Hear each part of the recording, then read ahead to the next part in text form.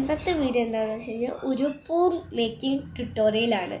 അപ്പോൾ ഈ പൂ നിങ്ങൾക്ക് എവിടെയെങ്കിലും കണ്ട് പരിചയമുണ്ടോ? നമ്മളുണ്ടാക്കിയ പൂവാണിത്. അപ്പോൾ ഇതിൻ്റെ ട്യൂട്ടോറിയൽ ഞാൻ ഷോർട്സ് അല്ലാതെ വീഡിയോ ആക്കിയിട്ട് തരാൻ ഞാൻ പറഞ്ഞിട്ടുണ്ടായിരുന്നു.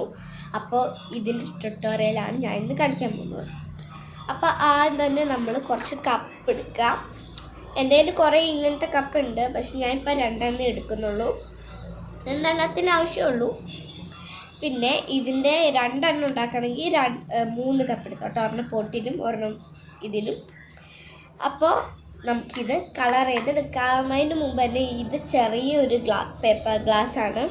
നിങ്ങളുടെ കയ്യിലുള്ളത് വലിയ ഗ്ലാസ് ആണെങ്കിൽ നിങ്ങൾക്ക് ഇവിടം വെച്ചിട്ട് ഇങ്ങനെ കട്ട് ചെയ്ത് നീളം കുറച്ചിട്ട് ഇത് ഉണ്ടാക്കാവുന്നതാണ്. പോട്ടായാലും ഈ ഫ്ലവറിൻ്റെ പെറ്റൽസ് ആയാലും നമുക്ക് ഇങ്ങനെ ചെയ്യാം.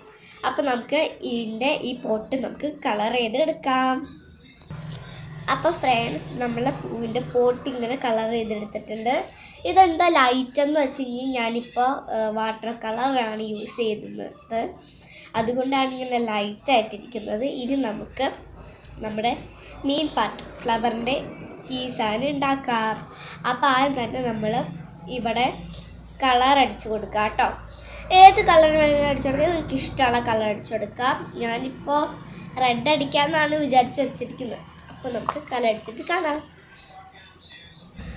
അപ്പോൾ നമ്മൾ കളർ അടിച്ചിട്ടുണ്ട്. എന്നിട്ട് നമ്മളിങ്ങനെ നീളത്തിൽ ഇങ്ങനെ കട്ട് ചെയ്ത് കൊടുത്തിട്ടുണ്ട്. ഇനി നമ്മൾ ഇങ്ങനെ വിടർത്തി കൊടുക്കുക കേട്ടോ. വിടർത്തി കൊടുക്കുക. വിടർത്തി കൊടുക്കുക. എന്നിട്ട് ഇവിടെ സ്മൈലി വരയ്ക്കുക. പൂവിൻ്റെ സ്മൈലി വരയ്ക്കുക. കണ്ടോ, സ്മൈലി വരയ്ക്കുക. നിങ്ങൾക്ക് ഏത് ഇമോഷൻ വേണമെങ്കിലും വരയ്ക്കുക.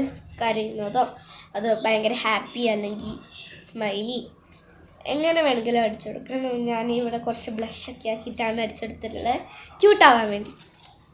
അപ്പോൾ നമുക്കിനി ഇതിൻ്റെ സ്റ്റെം ഉണ്ടാക്കാം. ഓക്കെ, അപ്പോൾ സ്റ്റെം ഉണ്ടാക്കാം. അപ്പോൾ ഫ്രണ്ട്സ്, നമ്മൾ പൂവിൻ്റെ സ്റ്റെം ഉണ്ടാക്കി കഴിഞ്ഞിട്ടുണ്ട്. നിങ്ങൾക്കറിയാമായിരിക്കും പേപ്പർ എങ്ങനെ ചുരുട്ടിയിട്ട് സെല്ലോ ടേപ്പോ അല്ലെങ്കിൽ പശ വെച്ചിട്ട് ഒട്ടിച്ചാൽ മതി. ഫെവിക്കോളോ ഗ്ലൂ സ്റ്റിക്ക് അങ്ങനത്തെ ഒക്കെ വെച്ച് ഒട്ടിച്ചാൽ മതി. ഇനി നമുക്ക് ഇതിനകത്തോട്ട് ഇതിങ്ങനെ അറ്റാച്ച് ചെയ്ത് കൊടുക്കാം. ഓക്കെ, സെല്ലോ ടേപ്പ് അല്ലെങ്കിൽ ഫെവിക്കോളാണ് നല്ലത്. പക്ഷേ എൻ്റെ കയ്യിൽ ഫെവിക്കോൾ ഇല്ലാത്തതുകൊണ്ട് ഞാൻ സെല്ലോ ടേപ്പ് എടുക്കുന്നു. അപ്പോൾ നമുക്ക് ഇത് അറ്റാച്ച് ചെയ്തിട്ട് കാണാം.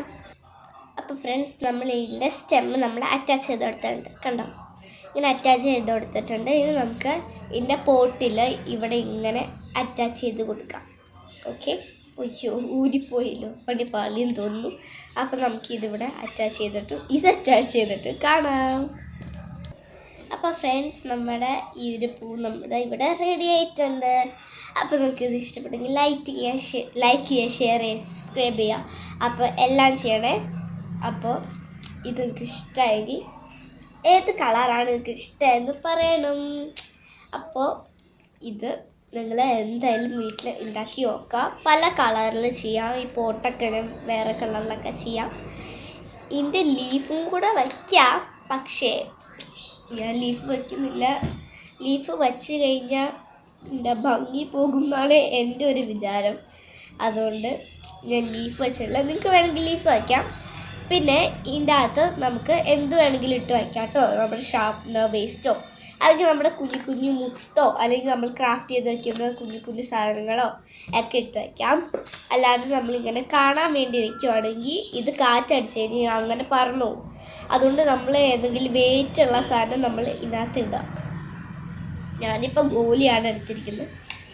ഇങ്ങനെ ഇട്ട് കഴിഞ്ഞ് കഴിഞ്ഞാൽ കാറ്റടിക്കുമ്പോൾ അത് പറന്നു പോകത്തില്ല. അപ്പോൾ ഓക്കെ, എല്ലാവർക്കും ഇഷ്ടപ്പെട്ടെന്ന് വിചാരിക്കുന്നു. ബൈ.